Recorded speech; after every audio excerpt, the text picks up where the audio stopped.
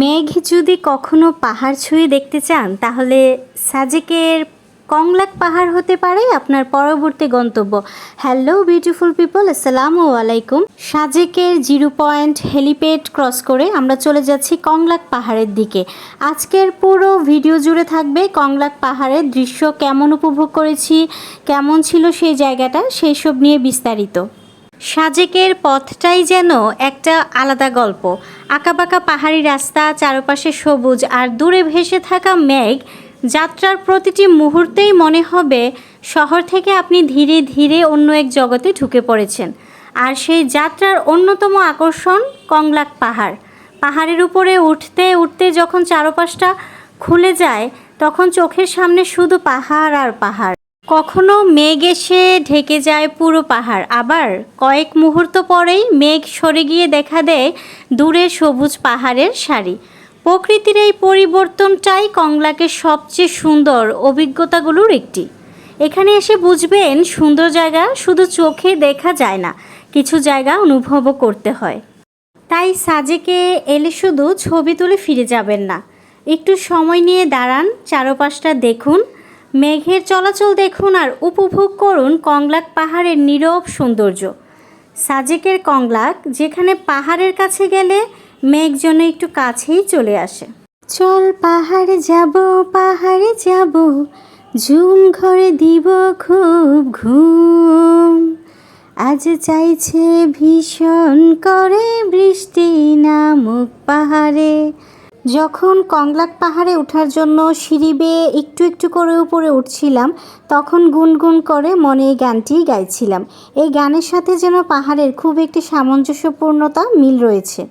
অনেকের কাছ থেকেই সাজেক ট্যুরের অভিজ্ঞতা শুনেছিলাম, অনেকেই শেয়ার করেছিল যারা গিয়েছিল তখন কংলাক পাহাড়ে ওঠার জন্য কোনো সিঁড়ি ছিল না।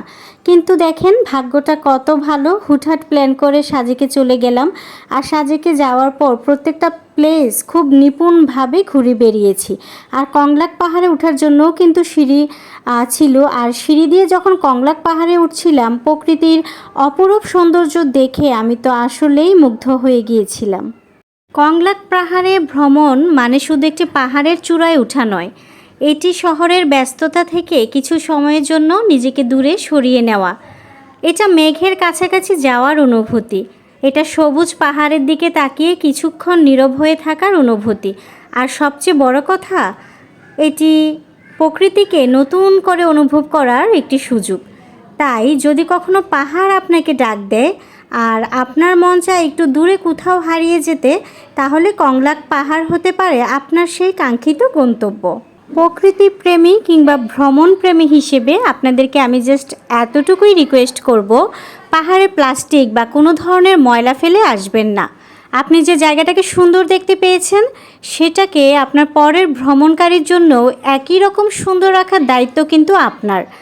আর পাহাড়ি পরিবেশ ও স্থানীয় মানুষদের প্রতি সবসময় সম্মান রেখে আচরণ করবেন।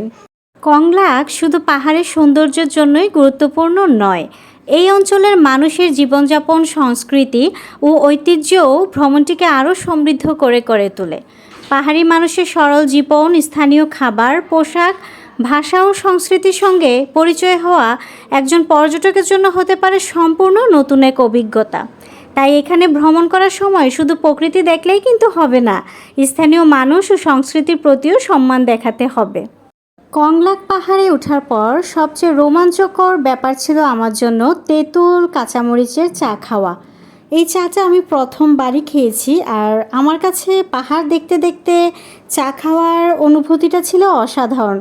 আমাদের ট্যুরে গিয়ে রংপুর থেকে আগত একটা ভাইয়া আপুর সাথে পরিচয় হয়েছিল, তারা কাপল ছিল। এই কাপল এত অমায়িক ছিল, কংলাক পাহাড়ে আমাদেরকে চায়ের ট্রিটটা কিন্তু তারাই দিয়েছিল। জীবনে যদি কোনো কিছু নতুনভাবে উপভোগ করতে চান, নতুনভাবে নিজেকে জানতে চান, তাহলে অবশ্যই আপনাকে ট্যুর দিতে হবে। আর অবশ্যই ট্যুরগুলো যদি হয় পাহাড় কেন্দ্রিক, তাহলে কিন্তু আপনি পাহাড় থেকে নীরবতা অনেক কিছুই শিখতে পারবেন। আপনি ডিপ্রেশনে আছেন, তাহলে আমি বলবো ঘুরতে যান। টাকা পয়সা নাই, তাহলেও ঘুরতে যান। কোনো কিছুই ভালো লাগছে না, তাহলেও ঘুরতে যান। এখন কথা হচ্ছে টাকা পয়সা নাই, ঘুরতে যাবই বা কীভাবে? লাইফে মানুষ বলেন, টাকা বলেন, কোনো কিছুই কিন্তু সবসময় অ্যাভেলেবেল থাকে না। সো আমরা সব কিছুই অ্যাডজাস্টমেন্ট করে, ম্যানেজমেন্ট করে কিন্তু আমাদের শখগুলো পূরণ করতে পারি। এখন এক সময় টাকা থাকবে, এক সময় থাকবে না, কিন্তু ট্যুরে যাওয়ার যে বয়স বা যে মুহূর্ত, যে সময়গুলো, সেগুলো কিন্তু ফিরে আসবে না। তাই বলছি, সবাই আপনাদের সাধ্য অনুযায়ী ঘুরতে থাকেন।